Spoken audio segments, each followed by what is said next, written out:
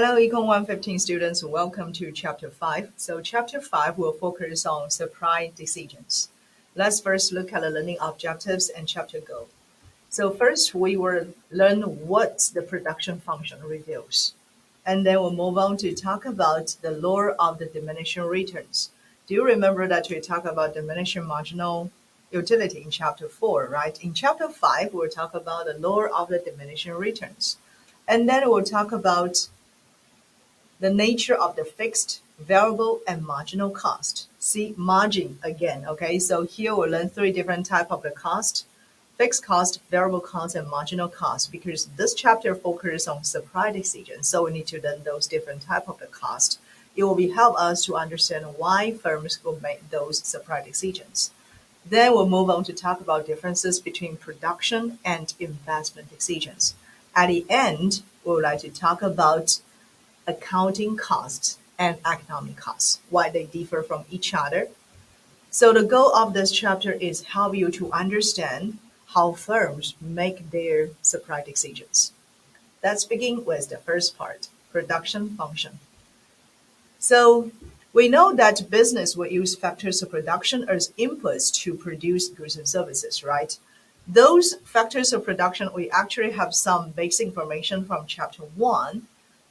Factors of production includes land, labor, like this labor force, capital, and entrepreneurship. And factors of production are the economic costs during the production. We know that the production function is a technological relationship expressing the maximum quality of the good can be attained from different combination of factors of production, which means if you have limited inputs, limited factors of production, then production function can tell you the maximum output based on this limited inputs. So the production function tells you the maximum outputs that could be produced by adjusting factor inputs. Labor is an input that can be adjusted pretty easily, because if you want to hire one or hire more laborers, then you can just go to the labor markets, right? Post a job vacancy, post a job advertisements, then it will be easy for you to hire the workforce. And then you can see this is the short run or short term production function. And we have the labor being hired, okay, per day, workers per day, number of the workers per day, and then we have the output, which will be gems can be produced within one day. Okay, so for point A, you can see if there is no workers, which means there is no outputs. And if we hire one worker, then there are 15 gems can be produced. If hire two workers, then totally 34 gems will be produced. And if you hire three workers, and then we can have 44 gems will be produced. But you can notice if we hire more and more workers until you hire 6 workers and 7 workers, you might notice the outputs of the gems doesn't change, which means once you hire 6 workers or 7 workers, output already reached the maximum. Okay. And then if you keep hiring worker, like you hire the 8th worker, you might notice the output of the gems actually decrease. So we like to dig a little more why when we hire more workers, the outputs eventually will decrease. Okay, so this is just the output curve. Okay, this output curve shows the output will slows as more of the inputs is added. This input we call it as labor inputs. Okay, as more workers are hired, we can notice the output slows. Okay, the total output increase actually slow the speed. And this one we notice output is actually depending on how many inputs are being hired. Okay, so we have the labor number of the workers being hired on the horizontal axis. We have the outputs on vertical axis. You can notice this is the output curve that, as I just showed you, we have different combinations. You can see at point A, there means there is no workers, so there is no outputs. At point B, we hire one worker, which means now we can produce 15 gems per day. At point C, we have two workers, right? So two workers, now totally we can have 34 gems being produced until we have six workers. At six workers, the output reach the maximum 51 gems. If you hire one more worker at seven workers, right, you can notice at point H, the output is still 51 gems, right? If you hire eight workers, you might notice in this graph, the output decrease, right? So you can notice hire one more worker at the beginning. At the beginning, if you hire one more worker, it actually can bring you more outputs, right? However, the output will slows.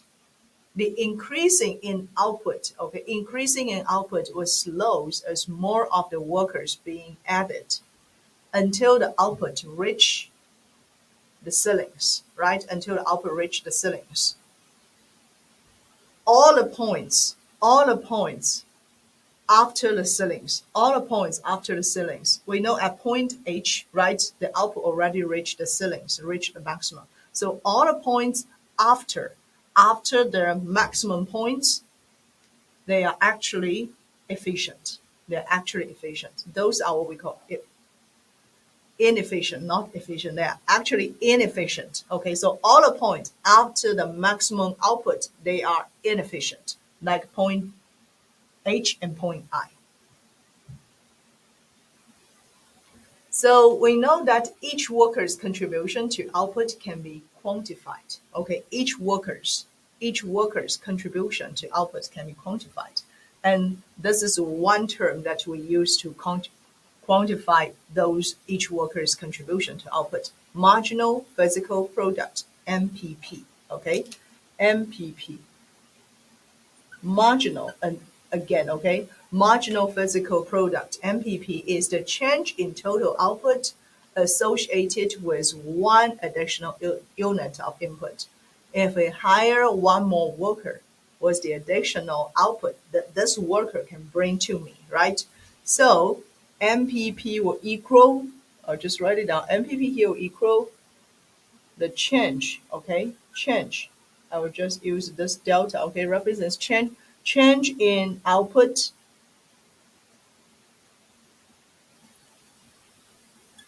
divide change in input, right? Change in input quantity. So we have change in output divide change in inputs. The marginal physical products, okay, the marginal physical products eventually would decline as more of is employed when other factors are fixed. Okay, so look at this one. It has the important things in this diminishing marginal returns, right?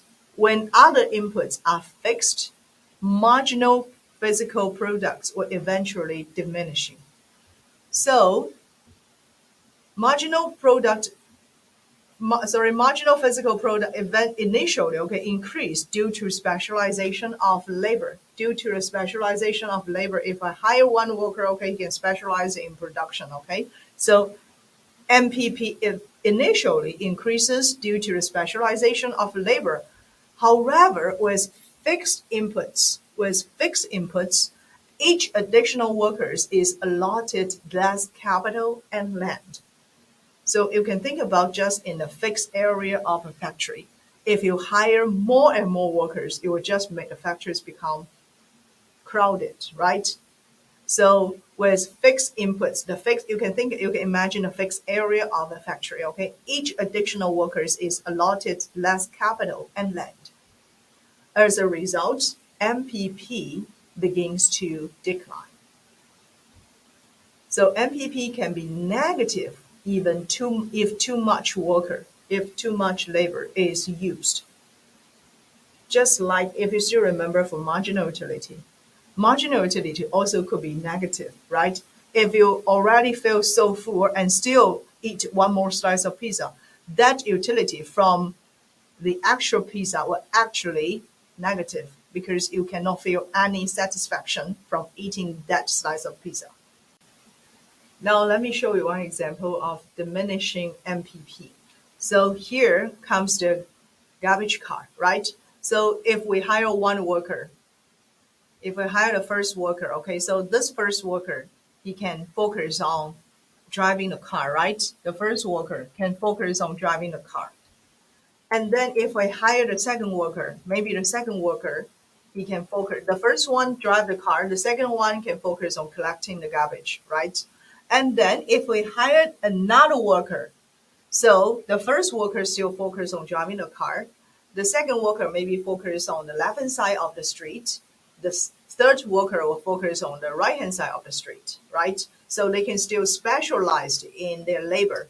However, if we hire more and more workers, then you might notice there is not enough, even because we only have one garbage car. So the capital for this garbage car we treat it as capital, okay, is allotted less within more and more if we hire more and more workers. And that will make the marginal physical product declines. Okay.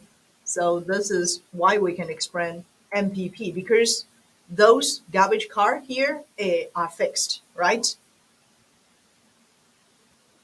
Now let's look at the law of the diminishing returns. So the law of the diminishing returns explain the marginal physical product of input of an input will declines as more of those inputs are used with a given quantity of other fixed inputs. So you can see the limited of the ability of fixed inputs is the reason for diminishing marginal returns.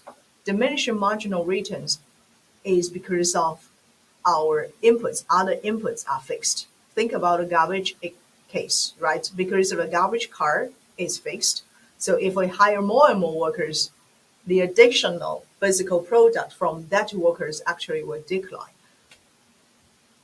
So let's see inputs over time. We talk about inputs are fixed for a certain period of time, right? So even though there are some inputs are fixed, or can be adjusted over time, And this is what we distinguish short run and long run.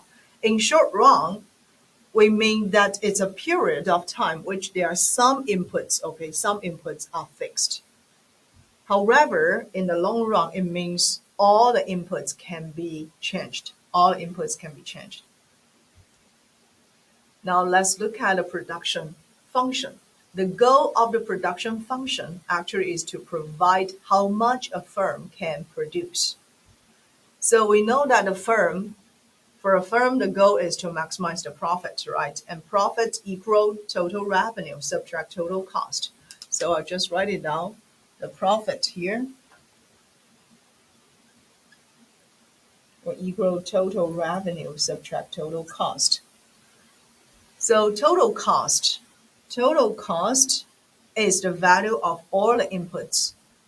Firm can choose outputs to maximize profits because this total revenue will equal price times outputs, right? Times quantity. So firm can choose outputs to maximize their profits. Cost of production can be categorized on whether they will change when the rate of outputs is altered. So there are different types of the cost. One type of the cost is fixed cost. So fixed cost doesn't change with output rate, which means even the output is zero, we still need to pay those fixed costs. So fixed cost cannot be avoided in the short run.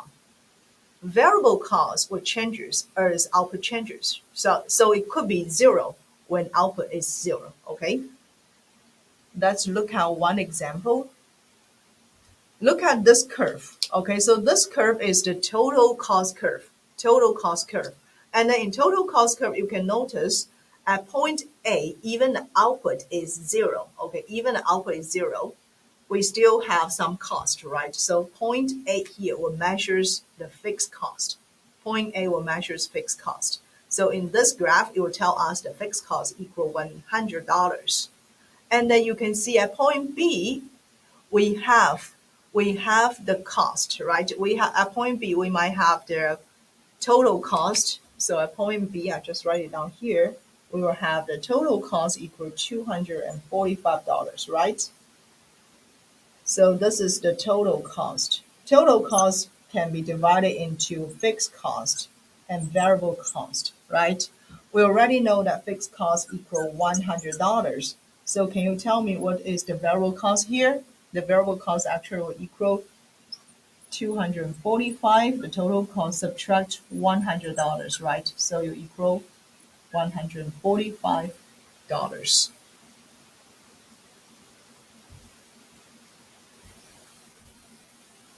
Now let's look at the average total cost and marginal cost. Average, I think, is pretty easy to understand. Average total cost is just use the total cost divide quantity, okay? So if I ask you to compute the average total cost, you just use total cost divide quantity, okay? Marginal cost will be different. Marginal cost, you can see this is another margin. We already did three marginal things, right? Marginal utility, marginal physical product. Now here, marginal cost is increased in total cost related to one additional unit being added, okay? So you can see from this example, if the total cost will increase by $22 when we produce one more item, and that will be our marginal cost. Therefore, marginal cost will equal the change in total cost divided the change in output, okay? The change in total cost divided the change in output. This is two formulas. One is for you to compute average total cost, and another one is for you to compute marginal cost.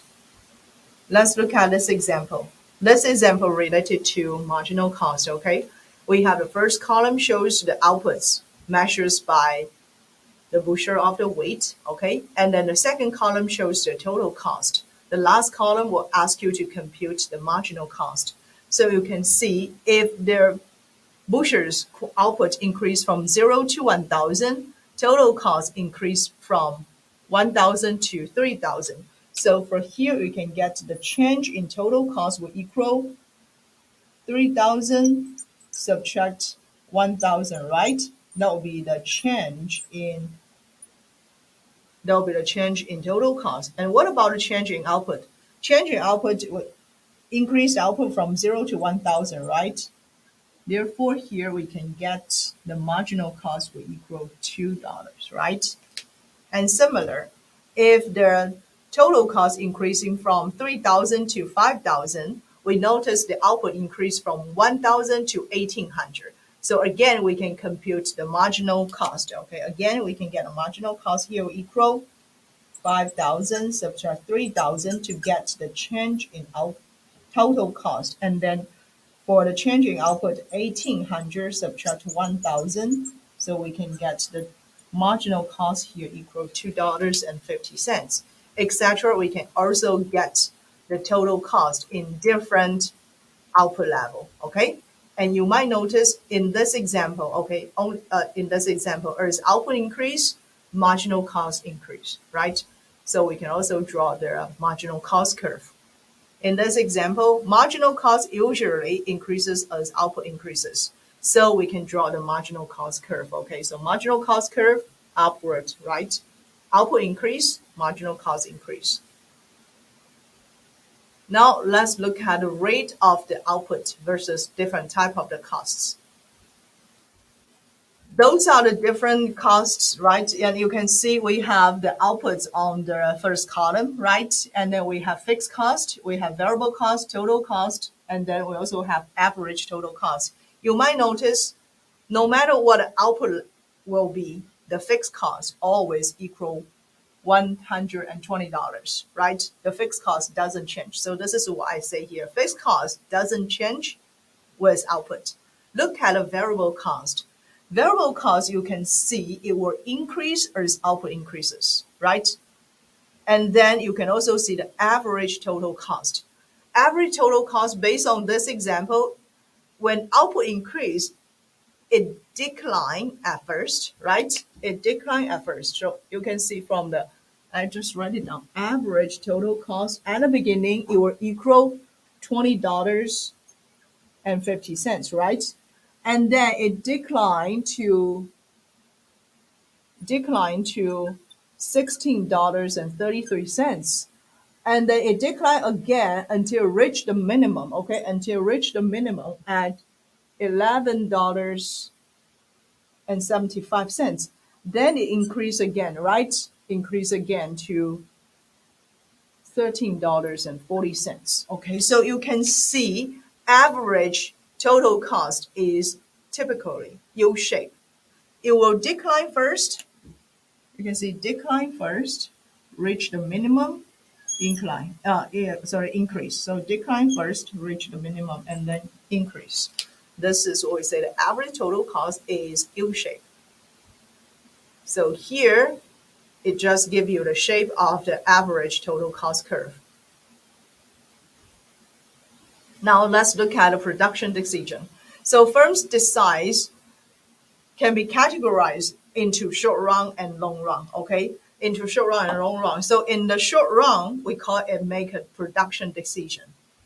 So production decision of adjusting output rates are made in the short run. So this is the short run decision, production, choose how much to produce. Physical costs are unchanged, okay? Physical costs are unchanged. However, you can see in the long run, okay, in the long run, firm will make an investment decision. Okay, in the long run, firm will make investment decision. Investment decision means now you will change all the outputs level because in the long run, costs are all variable. There is no fixed cost anymore. So in the long run, the firms can choose either to enter the market or to exit the market, or to decide the scale, the size of the firm. Okay, so those is the differences between production decision and the long investment decision. Production decision happens in the short run based on the fixed cost, okay, and the marginal cost. However, in the long run, everything could be changed. So firms will make investment decision, either enter the market or exit the market, or deciding the size of the firms.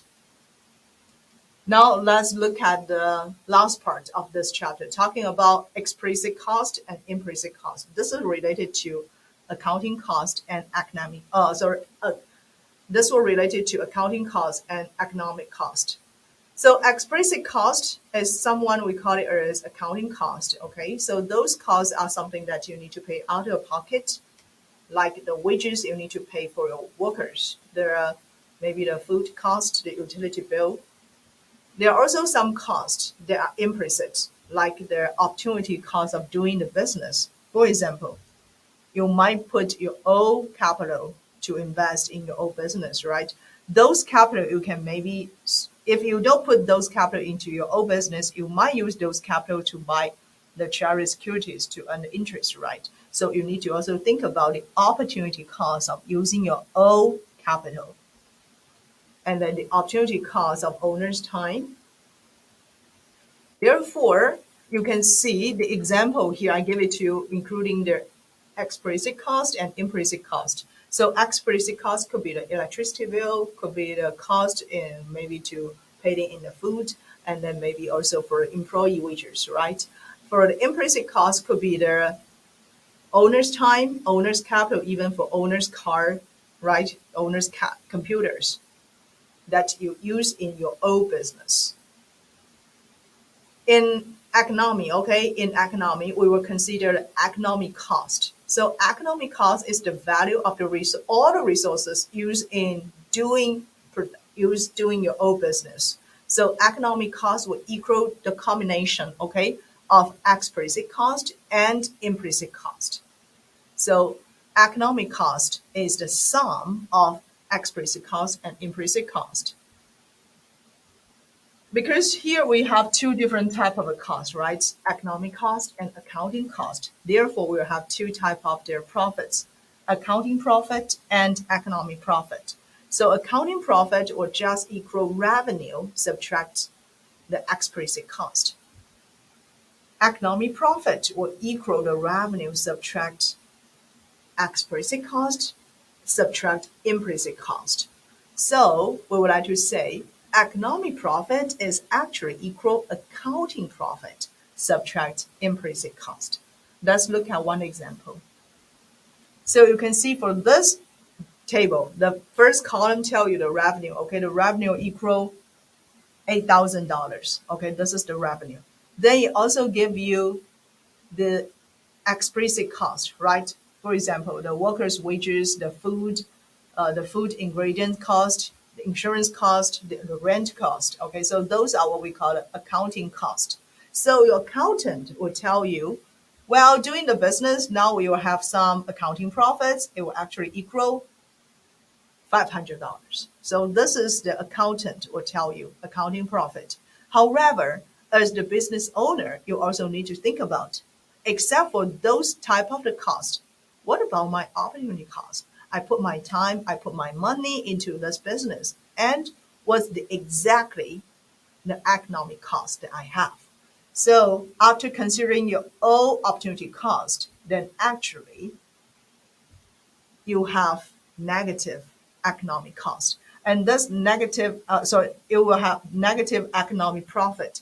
But this economic profit is not the accountant will tell you. Accountant will just tell you the things based on the explicit cost. All right, now with the growing of labor force, then we notice we have the diminishing marginal returns, right? And you might think about, does the diminishing returns will reduce the living standards of the workers?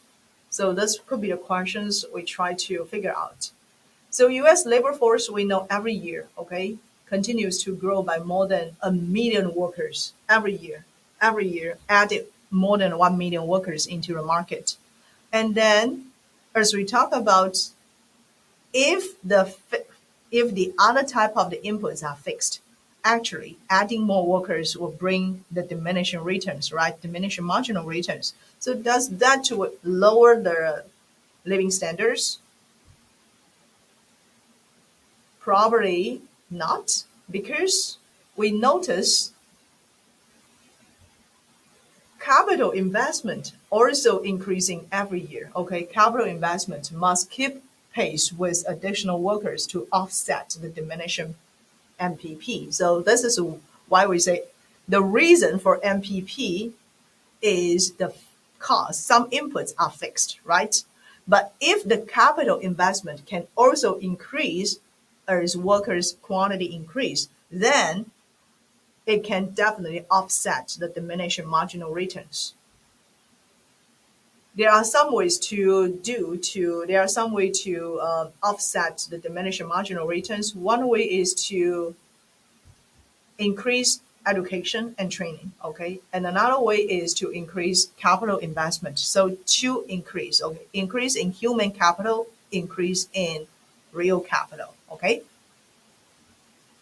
So improving productivity at the same time, okay, if we want to improving the productivity at the same time, you can also decrease the cost. So let's see this one from the graph. Okay, so you can see this is the original output. This is two graph. Okay, on the left hand side is the output curve, total output curve. On the left hand side is the average total cost curve. You can see it's U shape and marginal cost. Okay, so this is the original output level and original average total cost level. Now, if the total outputs shift upwards, which means now the productivity improved, okay, improving productivity, it will also lower the average total cost and make the marginal cost also shift to rightwards. So you can see from previous slides we talk about improving productivity. At the same time, it can also reduce the cost. Now, I think this is the end of chapter 5, and let's just summarize what we have learned in chapter 5.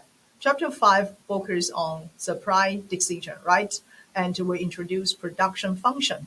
So first we explain what a production function reveals. And then we talk about why the law of the diminishing return applies is because of some inputs are fixed, right?